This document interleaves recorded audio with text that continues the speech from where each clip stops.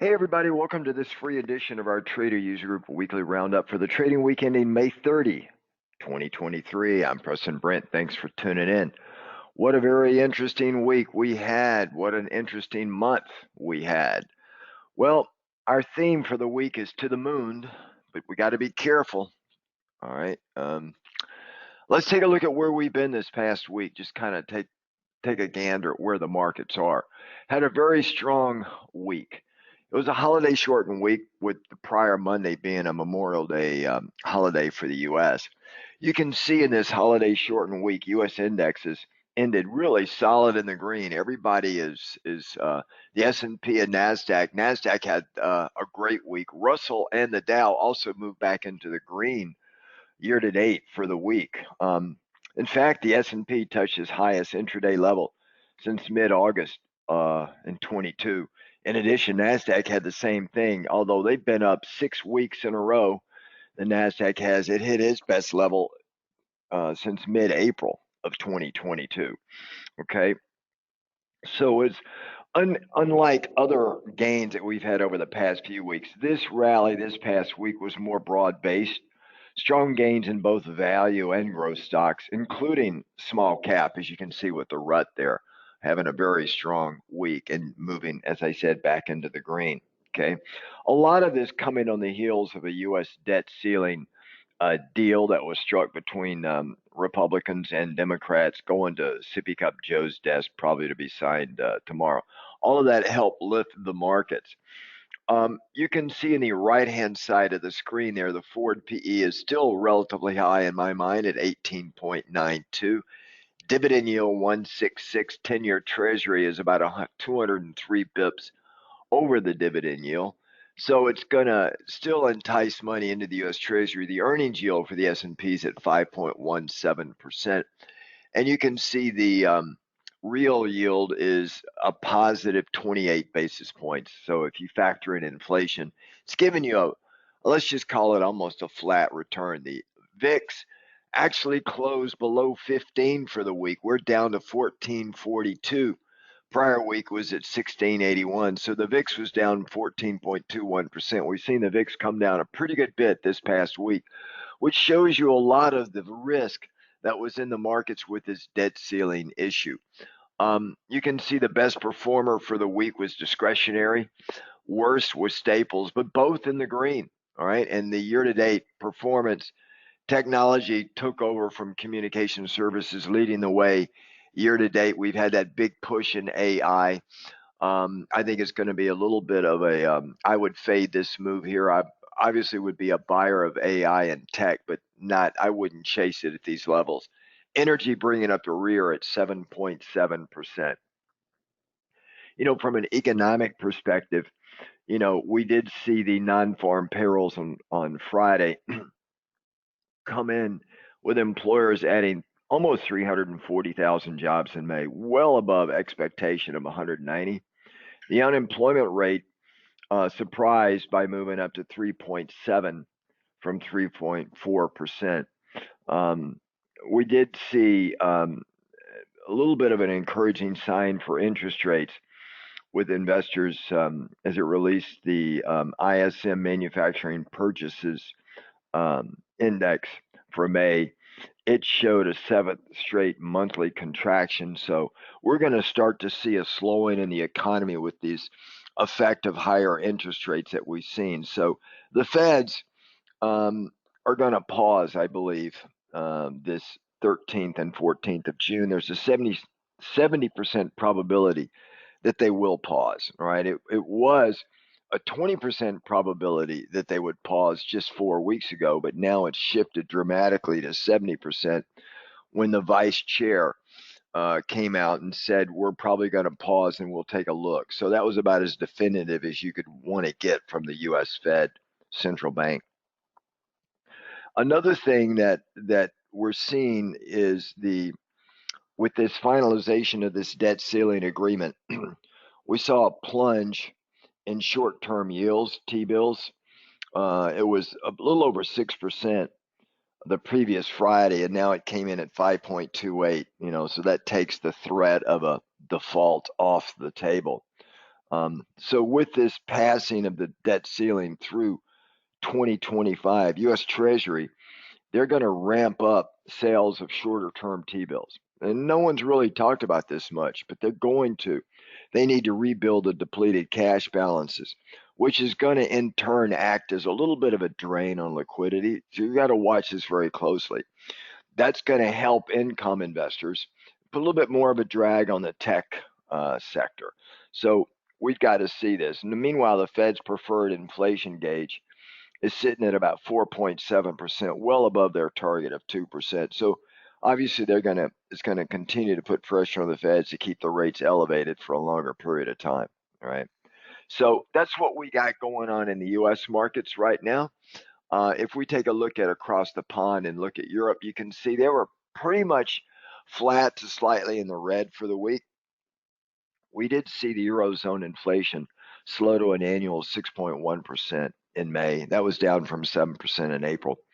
And that was actually below consensus, expecting 6.3%. The core inflation rate over there, which if you recall, core excludes food and fuel, came in at 5.3, also below the prior month. But it's still higher than the ECB would like.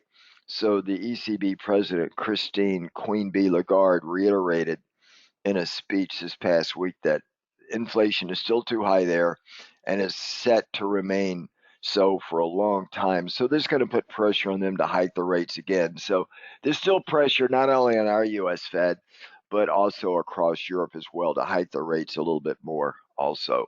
And then, of course, if we go over to the Asian markets, you can see the Nikkei, China, and Hang Seng. Nikkei and China both in the green. The Nikkei year to date is up a lot. You know, it's a strong run for the Nikkei. China is up 4.56%. Hang Seng in the red all week. In Japan, the yen strengthened to about 139 yen against the dollar. All right, it's still up there, very very strong.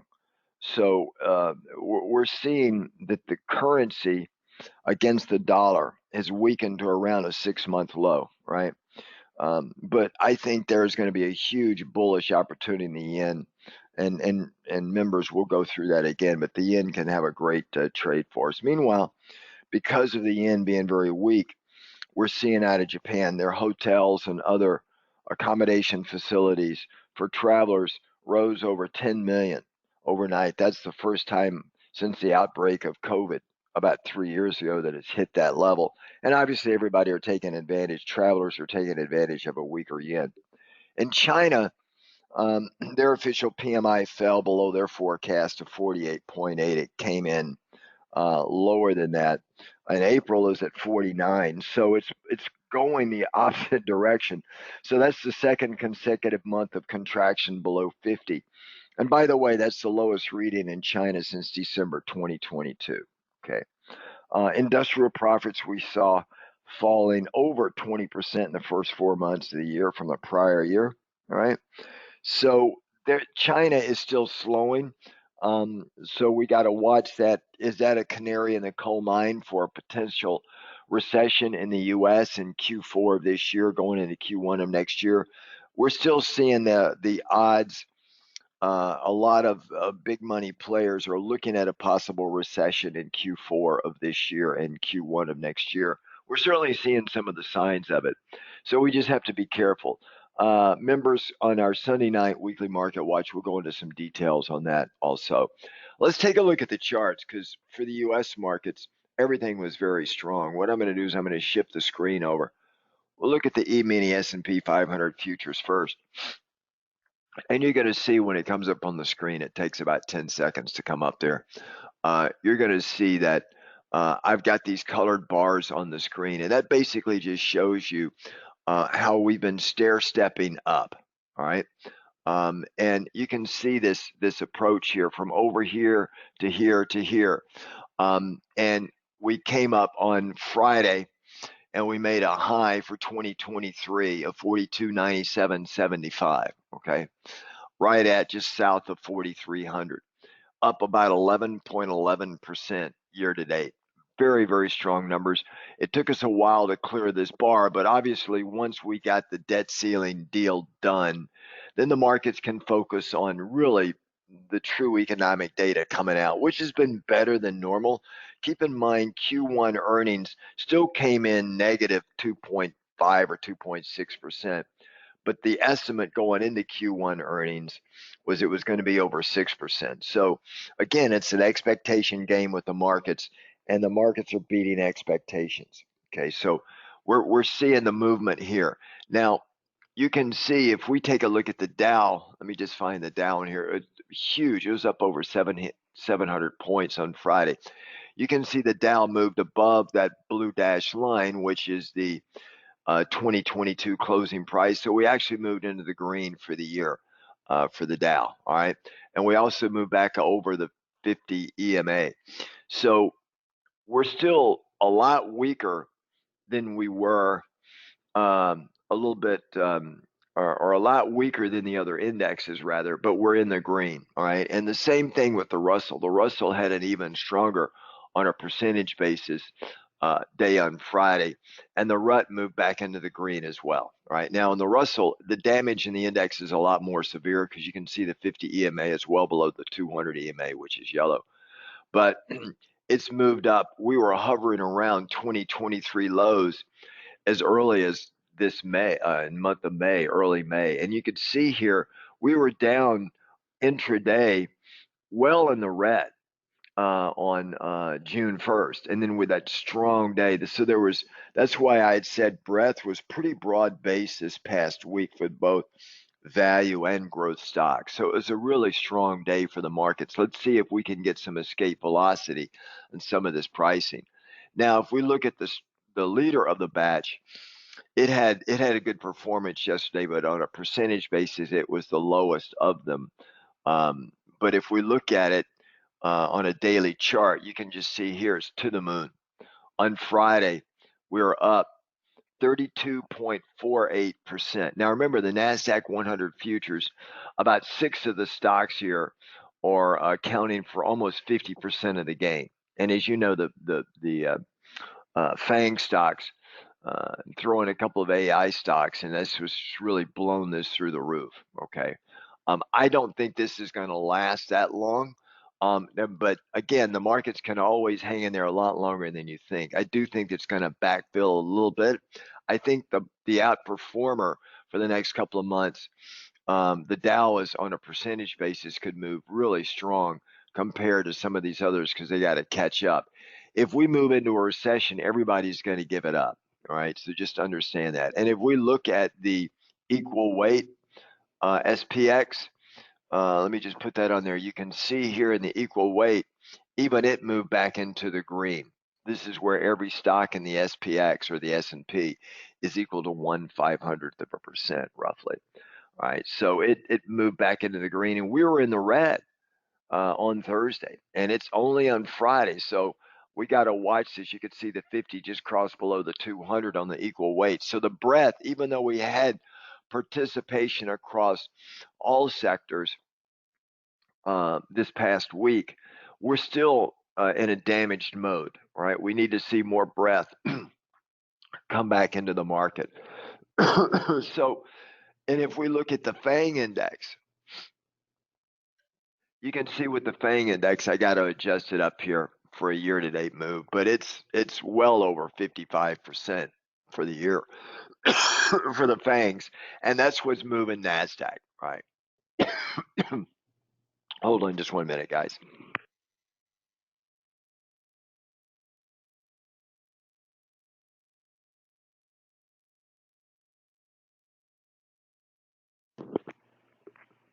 So if we take a look at some of these trades right here, if we look at the VIX really came down, and we haven't been this low in quite some time. In fact, if I put it on a weekly chart, just to show you, and we back it out just a little bit, you can see we haven't closed this low in a closing week, really going all the way back to 2020, right before COVID. So we're literally getting volatility back in alignment with where we were with COVID. Okay. Now, if I really zoom out more, let me just see if I can get this on the screen here.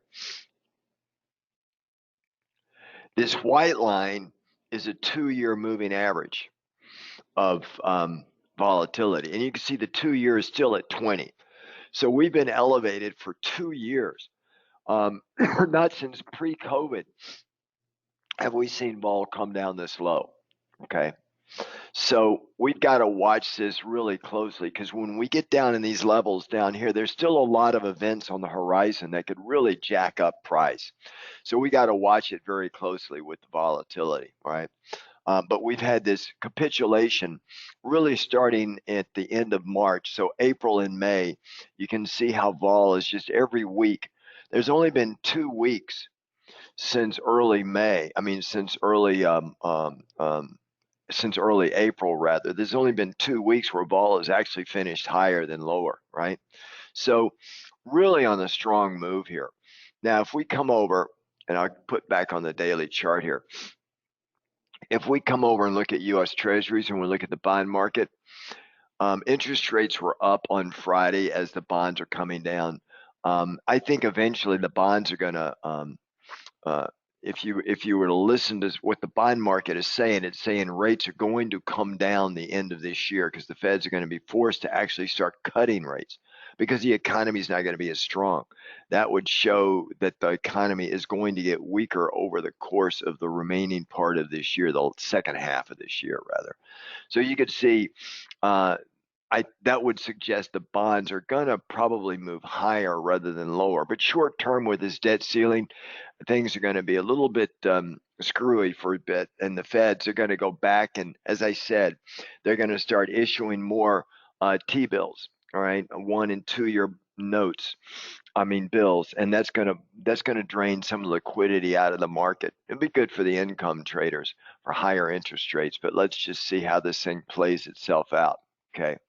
Of course, if we come in and look at currencies and we look at the dollar, short term, the dollar is still in the green, but barely, right? My target for the dollar was still down around breaking this 100 barrier for the dollar index. We've come down a little bit. I think it'll probably come back up one final move higher, and then I think it'll roll over.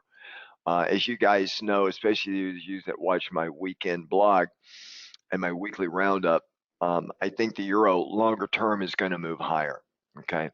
But we've had 2 entry points in the euro, made good money on it, and now I think it's probably going to chop around here, maybe even go a little bit lower. It may attempt a rally and roll back over, and then that's where I'm going to be looking to pick up a long euro. Same thing with the yen. The yen is down lower on Friday. You can see where it's attempting to rally, but it won't. I think it's going to make one more low, and then I think the yen's really going to take off. I don't know what that, let me just get that off the screen there. No, we'll leave it on.